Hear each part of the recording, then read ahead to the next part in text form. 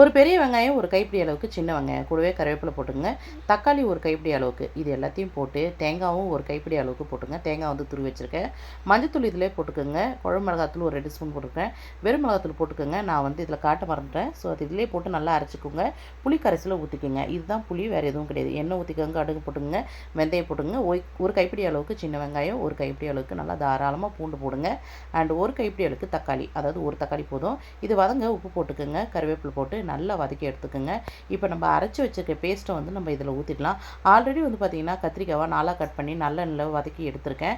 இதுவும் பார்த்திங்கன்னா நல்லெண்ணெய் தான். ஸோ நல்லெண்ணெய் செஞ்சிங்கன்னா எண்ணெய் கத்திரிக்காய் வந்து சூப்பராக இருக்கும். அரைச்ச பேஸ்ட்டை நல்லா கிளறி விட்டுக்கோங்க. இப்போ கத்திரிக்காய் எடுத்து இதில் போட்டுக்கோங்க. இது வந்து நம்ம வதக்கணும், கொதிக்கணுன்ற அவசியம் கிடையாது. எல்லாமே சேர்த்து ஒரு 1/4 மணி நேரத்துலேயே வந்து பார்த்திங்கன்னா ரெடி பண்ணி வச்சுட்டா ஈஸியாக வேலை முடிஞ்சிடும். அண்ட் ஃபைனலி ஒரு துண்டு வெல்லம் போட்டுங்க. இப்போ கத்திரிக்காய் போட்டு லிட்டு மூடி எண்ணெய் பிரிஞ்சது இருக்குன்னா எண்ணெய் கத்திரிக்காய் ரெடி. ட்ரை